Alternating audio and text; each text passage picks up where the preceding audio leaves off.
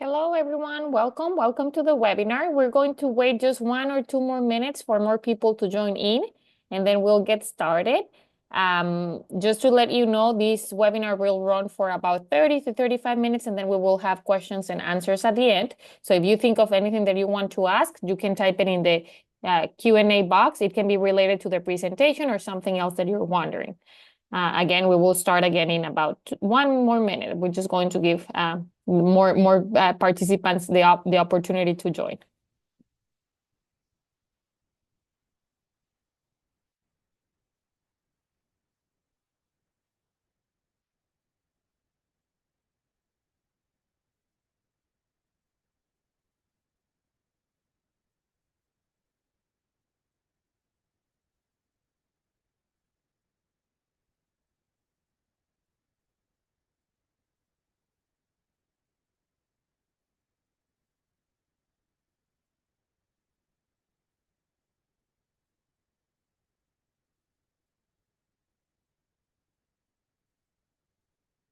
Okay, so let's get started then. And I guess people can join as they come. So, welcome to this very interesting and very informative webinar. My name is Abigail Gonzalez, and I am one of the dietitians who work here at RPM Logix. As you know, RPM Logix is partnered with your physician, and we are here to provide different services to you. Our mission is to educate, coach, and motivate everyone to live healthier lives. Because you're members of this program, then that means that you get access to our nurses, registered dietitians, and diabetes educators. All of us are here to, to be of assistance and help to you. We are here to help you be accountable, then also to provide education and counseling on the different topics that you may be wondering. We want you, if there's any disease that you want to manage, we want to empower you to be able to do that. So if there's any way in which we can support you, just let us know. If you want to schedule an appointment one-on-one with one of the nurses or one of the dietitians, we will be more than happy to speak with you. So you can either ask your care manager, you can ask the dietitian to connect you with diabetes educator, or you can just send us an email. You register for this webinar, so just using that email you got the invitation from, which is success@rpmlogix.com. You can email that address, and then you can just say, hey, I would like to work with a dietitian one-on-one, and we will be more than happy to connect you with one. This webinar, like I said at the beginning, will be for about 35 minutes, and then at the end, we will answer any questions that you may have. You can type your questions as we go. You can just click on that Q&A box at the bottom of the Zoom meeting, and then you can just click there, type your question, and then we will cover it at the end. Again, I hope that you all learn a lot from this meeting, and then if not, then at least that it will review some of the information that you have heard, and that it will inspire you to live some, to try to practice some health habits during the holidays. Okay, so let me just share my screen just that you can see the presentation. And I will, give me a moment. Okay. It may take a few minutes for the computer to connect with the Zoom, but here it goes. Okay.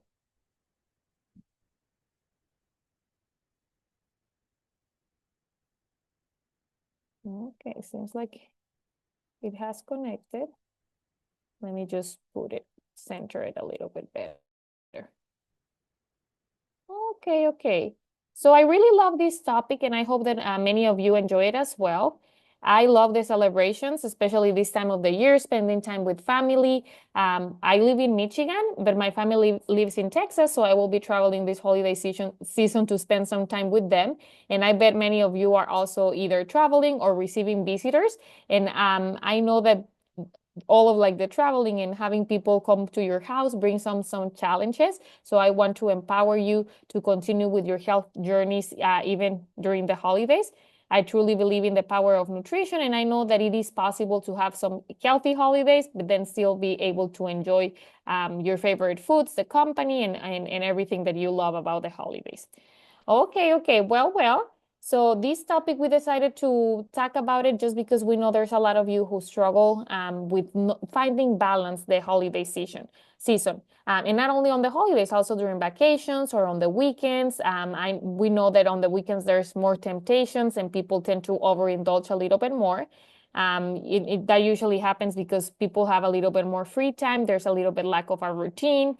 And the number one thing that we want to focus on is awareness and recognizing that if that is happening to you, if you find it challenging to deal with the holidays or celebrations, and then by that being aware, then being able to make a plan that will help you to enjoy in moderation.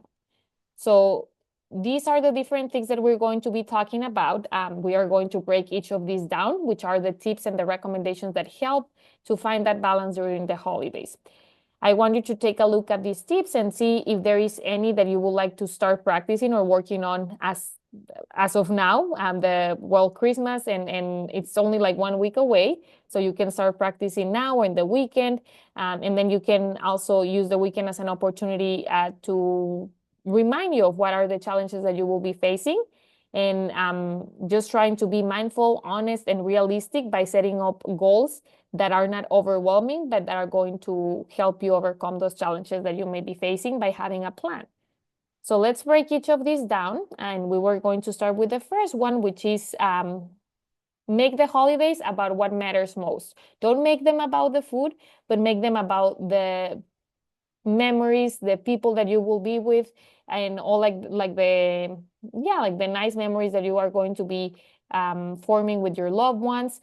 Try to focus on the company and the conversations, and also who is around the table, right? So we want to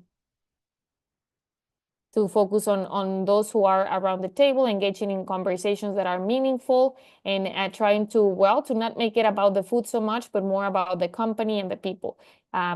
So you can also like make a plan to try to take pictures with those who attend the celebration. Sometimes we take like a group picture, but not so much one-on-one. So you can try to reach to each of the individuals who are there, have a small conversation, asking them what's going on in their lives, especially if they're coming out of town, and then maybe have a picture with each of them. Sometimes we kind of use food as a distractor, just to kind of avoid the conversations and stuff, but try to make it a goal to talk at least to 3 people one-on-one, and then of course just the conversations that are shared as a group. But that way you will be able to share a little bit more with those who are in the celebration. The next tip or the next thing that we want to focus on or work on, it's on getting enough sleep. Well, when it's the holidays or the celebrations, a lot of people lack a routine, and sometimes that can interrupt your sleep. Sleep not only helps balance hormones, but it can also help the metabolism work better, and that is why it's very important. It prevents decision fatigue, so try to make it a goal to get at least 7 to 8 hours of sleep during the holidays. If you're going to bed later, try to set your time to get up a little bit later as well, if you're not working or if you have the time. If you're going to be working or if you have a set schedule, then try also to have a set time to go to bed, like have a limit, maybe if you go to bed later than usual, just say, not later than, for example, if you usually go to bed at 10, then say, it's the holidays, I'm going to stay up a little bit later, but not later than 11:30 or something like that, just that at least you get those 7 hours of sleep, just to feel a little bit more energized throughout the day and be able to make healthier decisions, and also to help your hormones be well balanced. So now let's go to the next tip, and that's going to be talking about balance, but now balance of the meals. All foods can be included into a balanced meal. So there are no foods that are off limits. Even the celebration foods, like for example, turkey and mashed potato and mac and cheese and cornbread and even dessert, can be part of a balanced meal. I tell my patients, especially those who have diabetes, if you love desserts, if you love sweets, it's okay to eat them. Just say, because I know I'm going to be eating dessert or sweets with this meal, let me maybe try to eat a smaller portion or not as much of the carbohydrates. Maybe you skip the bread, the potatoes, or the mac and cheese, and then you focus on the vegetables and the meat, like the turkey or the pork loin or whatever meat that you have, salmon and the vegetables.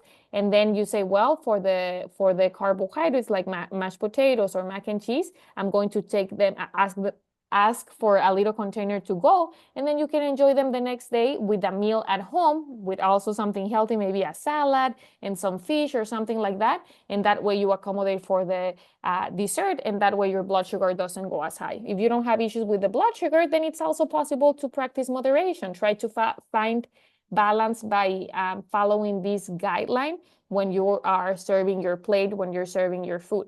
Half of the plate, fill it up with vegetables, salad, green beans, Brussels sprouts, asparagus, whatever vegetables are available. Half of your plate, fill it up with that. Then one of the sections for the protein and one of the sections for the carbohydrate. Carbohydrate meaning things like corn, bread, potatoes, mac and cheese, cornbread, even dessert, like I was saying, that will be your carbohydrate. And then your protein will be things like the fish, the chicken, the meats. That's sort of like whatever the main source of the meal is going to be. That's going to be very satisfying. That's why it's important to have about 1/4 of your plate with protein, just that you feel a little bit more satisfied with your meal.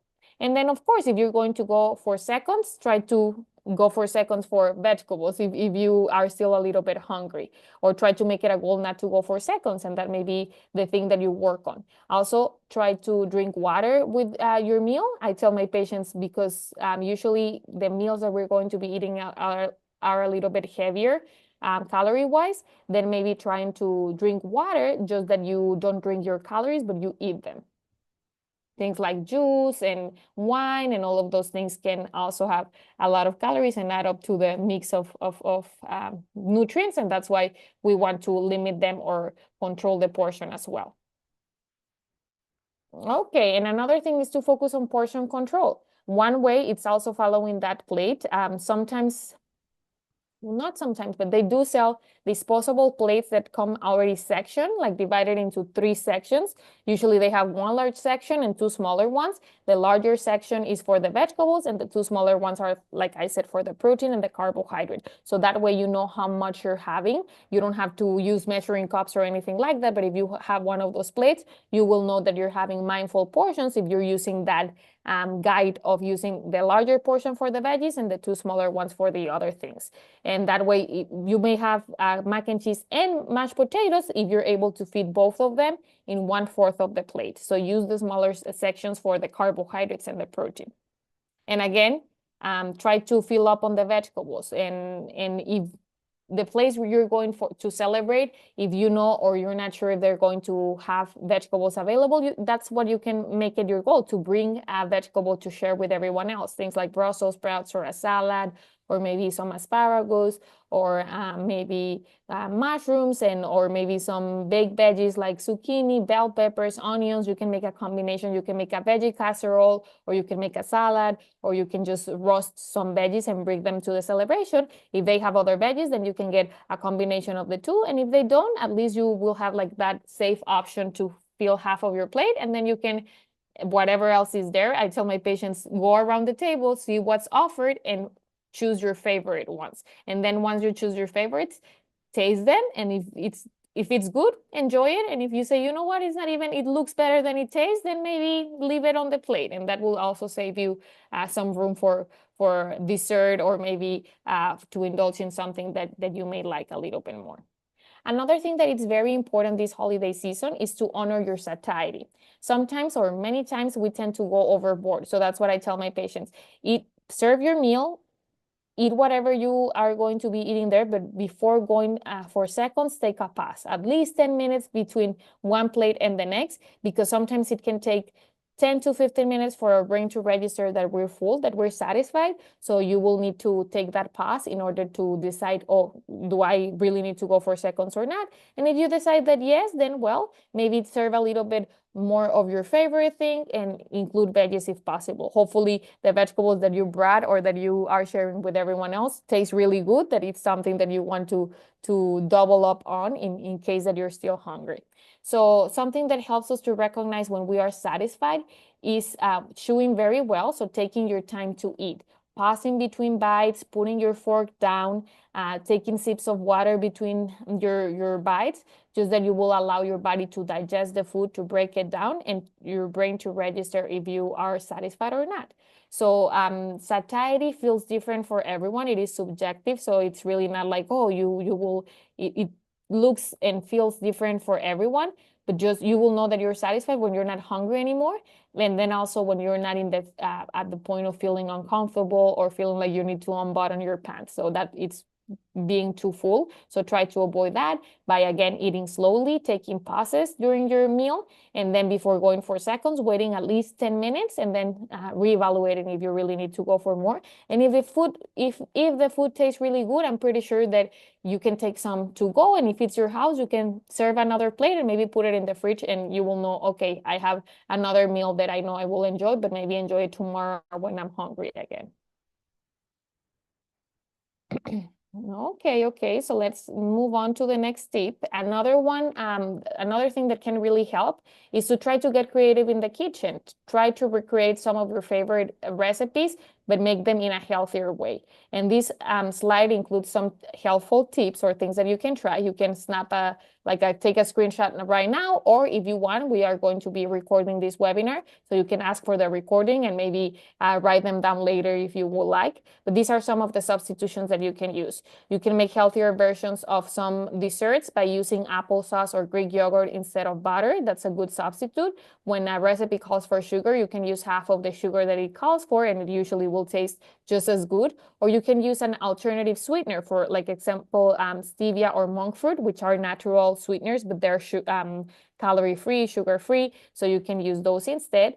Also, for recipes that call for cream or sour cream or sauces, you can use almond milk or tofu. Those also will make it creamy, but they are less calorically dense, and they're also very satisfying. Another thing that you can do is change or replace half of the all-purpose flour or all of it with some almond flour or with some grounded flax seeds. You can maybe this weekend try to play with a recipe that you want to try and make some substitutions and see how it turns out. Maybe it can be your test recipe, and if it turns out good, then great. And if not, then you can maybe tweak it a little bit more, and then instead of replacing all of the flour with almond flour, you can do half and see which version you like best. Another thing, it's also when you're cooking or making, like, for example, the roasted veggies or a veggie casserole, try to use herbs and spices to add flavor instead of salt. Of course, you can use a little bit of salt, but if you have issues with your blood pressure, try to use as little as possible and use more of those herbs and spices, things like oregano, cumin, paprika, basil, and that will flavor up your dishes without too much salt. And well, also, like I was saying, you can add some vegetables if you're making like a veggie casserole. I mean, just a casserole in general, you can add some veggies or make it a veggie casserole instead of a meat base or bean base. And that way you will have more fiber. And then also you can even make like a starter for your meals, either a salad or a veggie soup. And that way you can start your meal with that. By the time that you eat the rest of the things, you're not as hungry and you're likely to feel satisfied with smaller portions. Or maybe you can also do like fruits instead of dessert. You can make like baked pears or baked apples, just add some cinnamon and then maybe a tablespoon of Greek yogurt. And that's like a nice sweet dessert that you can have, but that will be way healthier. So try to look around for recipes. If you would like some recipes, you can ask your dietitian as well. These past couple of days, I have been sharing a lot of recipes with my patients when they ask, well, how can I make a healthier dessert? So I just give them that. I have one that I really like that it's like a brownie that is pretty simple. If you have protein powder, you can just mix in 2 scoops of protein powder, 1 egg, 1 container of applesauce, then 1/4 a cup of cocoa powder, mix it up well, and then bake it or put it in the air fryer. And that's like a very delicious brownie that you can have, that it's very healthy, high in protein, low in carbohydrate, and it tastes really good. So you just bake it for like 10 minutes at 350, and it turns out very good. It's quick, it's fast, and it tastes very good. Another tip or recommendation, if you don't want to make a healthier version of your recipes, or if you don't want to risk it in case that it doesn't turn out too good, then another recommendation that I can make is to, whatever treats you're going to be enjoying, to have them in moderation. It's okay to have the real thing if you want to, but just try to say, well, maybe getting a couple of bites or sharing dessert with someone else. Or maybe you can say, well, you know what, let me save it for tomorrow because I'm not really hungry, but you already gave it to me. So I'm going to take my plate home and I'm going to enjoy it tomorrow. And well, whatever you enjoy to decide, try to be present when you're eating it, eat it slowly, chew very well, and enjoy it. That's the thing. Mindfulness will allow you to guide your decisions instead of feeling guilty and then avoiding something, but then going overboard when no one is looking. So just own your decisions, whatever you decide to enjoy it, eat it slowly, mindfully, just that you can feel satisfied with a small portion. Another tip or recommendation that I can make as well is to try to put physical distance. So once you eat your meal, you serve your plate, you have dessert, try to move away from the table. Sometimes people keep food on the table, they're having conversations and people are nibbling or snacking when they're talking, or maybe they already had their meal and then they go, oh, let me just go for seconds because they're there, or you decided not to eat dessert, but you're seeing it right there, or someone comes around and serves it. So if you move away from the kitchen or the table, that will make it less likely for you to overeat or eat more. If you can, plan activities, maybe bring with you like a board game, or maybe if the weather is nice, you can say, oh, let's go for a walk, or let's practice some sports. Like if you have like a soccer ball or a basketball or whatever, you can just get out for a couple of minutes, and that will allow you to get distracted and move after the meal, which can also be very good for balancing blood sugars and for helping with satiety as well, because that will allow your body to register that you have eaten and that you're full. I also tell my patients another thing is during the holidays, try not to be too hard on yourself. Focus more on weight maintenance rather than weight loss. If your goal is to lose weight, absolutely fine. But just say, well, for these next week or next 2 weeks, I'm going to focus on maintaining my weight. I know I need to be a little bit more flexible because, of course, during the holidays, there may be more indulgences. You may be eating out and you don't have control about what's being served. So it's okay if you don't lose weight during these couple of weeks, but just try to maintain it. Just that when you are able to control your habits again and have more of a routine, that you're able to feel like you're not starting from zero, but you're just kind of like moving on and keep going from where you left off. And it's very important, again, if you practice these goals, I'm pretty sure that you will be able to maintain your weight. It's not a time to focus on weight loss and put extra pressure on yourself. If you want to, like, there's people who say, you know what, the holidays are not a big deal for me. I just go and eat, I don't know, one meal out, or I have control about what's being served because I make dinner. Then maybe you continue with your weight loss goals. But if you feel like you're traveling, you're not in control of what's being served and that sort of thing, then just focus on the portions, the balance, drinking water and staying active, and then your weight will not fluctuate as much. Another thing that is very important during the holidays is to try to find ways to cope with stress. Holidays can be stressful if you're trying to find gifts for your loved ones, or if you're hosting and people are coming over your house, or if you're cooking something and it doesn't turn out as good as you expected, then sometimes that can be stressful. So I really want you to, if you identify or notice that you're feeling stressed, try to practice some breathing exercises, meditation. Try to also journaling can also be very helpful. And then also communicate with your loved ones. If you're feeling overwhelmed because of the things that you have to prepare for, or packing if you're traveling, or cleaning if people are coming to your house, communicate with your loved ones and maybe tell them, okay, it will be important for me to get a little bit of help, or maybe try to make a list of who's going to be in charge of what, just that you're not doing everything yourself and feeling very overwhelmed. Stress can also affect your health in many ways. It can increase blood pressure, it can increase blood sugar, it can affect your sleep pattern, which in turn can also affect blood sugar and blood pressure. So we want to make it about, like I was saying, the memories and the people that we're with, and it's not about perfection or having like this perfect kind of like clean house. Of course, I know it's important to you that it's presentable and that people enjoy if they're coming to your house, but then also remember that it's about the memories that you're going to be sharing and forming, rather than what they're going to be looking at in your house and that sort of thing. I know a lot of you drink and a lot of you don't. So I also wanted to mention this in case that you like alcohol. Alcohol also can contribute to weight gain. It can also affect our mental state and affect our decision making strategies. So that's why it's important to try to pace yourself when you're drinking alcohol. It's okay to include it, but try to have a set limit, like saying 2 drinks or 1 drink or whatever you decide.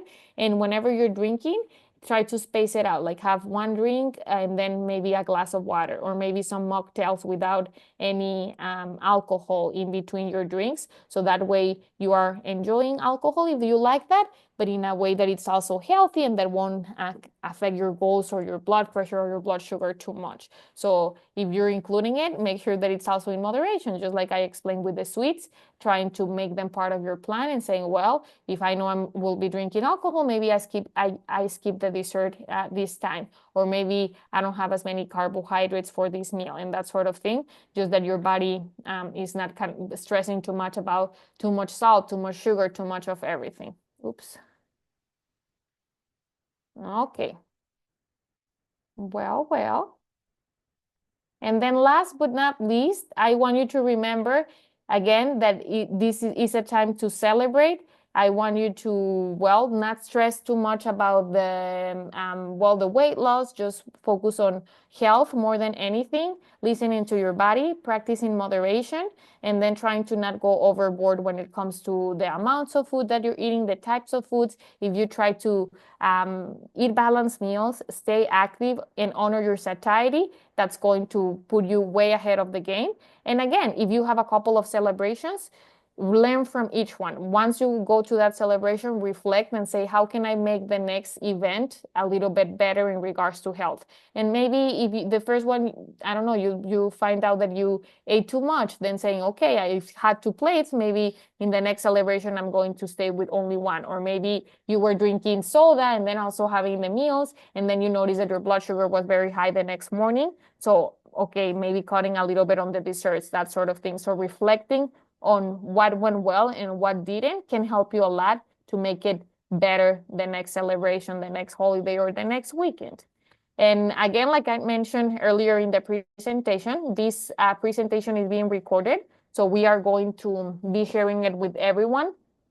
If you ask for the link, we will just upload the presentation and then you can watch it again. You can pause it, you can take notes, you can also share it with your loved ones if you would like.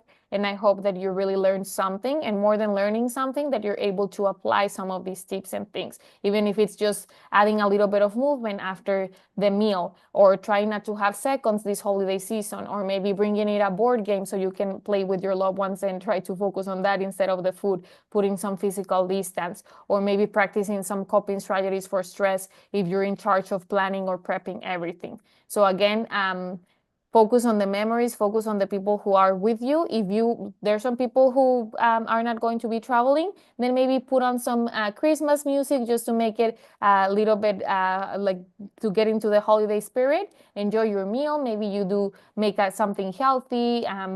You can kind of like print out these. You can take a screenshot or maybe ask us to send it to you. You can put it in the fridge and maybe make it a challenge to plan the foods that you're going to be cooking based on this plate. Okay, so what can I have for vegetables? What can I have for protein? And choosing one carbohydrate. And that way you make it a challenge to have a healthy meal this holiday season. So whatever you choose to do, just choose health and make it better than the previous years. And then enjoy, savor the foods that you're eating, and enjoy the time with your loved ones. And again, if you are not traveling, or people are not coming to your house, then do something that you love, something that makes you feel makes you feel joyful and happy.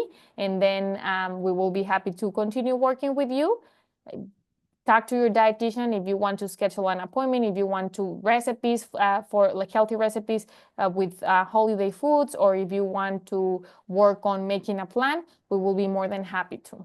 Thank you so much, everyone, for joining. Let me just turn this off, the screen, just that I can see if there are any questions and we can answer them. Let me see. Okay. I think I have one question here. Let me see. Okay. Yeah. And this one says, what can I do if my family loves to splurge on food? Well, I'm going to say you're able to do it as well. Maybe you will eat more than you will in a regular meal. But then also, like I was saying, if you know there's not going to be healthy foods available, plan to bring something healthy to share with everyone else. Sometimes I have done it before that I bring like a healthy dish and I'm the only one eating from it. And well, at least I reach my goals. Sometimes my mom joins as well and she tries it. And sometimes you may surprise yourself with others liking what you made or even also trying to work on their health goals and maybe you make it easier for someone else as well. And if not, at least you will make it easy for yourself that you have at least one healthy option to go to. And then of course, having a little bit of the other things. Like I said in the presentation, try to look around the table to see what's being offered and serve yourself your favorite things. Maybe say, well, I'm going to allow myself to have 3 of my favorites, taste them. If they taste good, enjoy them. And if you say, you know what, it's not even that good, then maybe leave it on the plate. It's okay to leave food on your plate. This holiday season, I know people don't like to waste, but you can leave it on your plate or maybe save it for later or maybe take it home and someone else will enjoy it later. So thank you everyone for joining. We only had that one question, but if you think of anything, let us know. If you have questions, again, if you want to work on a plan for the holidays or if you want to watch the recording again, just let us know and we will be happy to share the link with you. We're going to offer this webinar again at 7 p.m. You're more than welcome to join in if you want to see it live. Sometimes the questions are different and you can learn something else, something different. And if you will just like to watch it later, then just ask for the link and we will be happy to share that with you. We have webinars once a month. So next month, we will have another webinar too. So you will be receiving the invites. If you don't get an invite, you can always ask your dietitian or your care manager. Please send me the link to register for the next webinar and they will be happy to do that, or they can help you register if you're having issues. Thank you everyone for joining and we hope to see you in the next one. Have a great one. Bye-bye.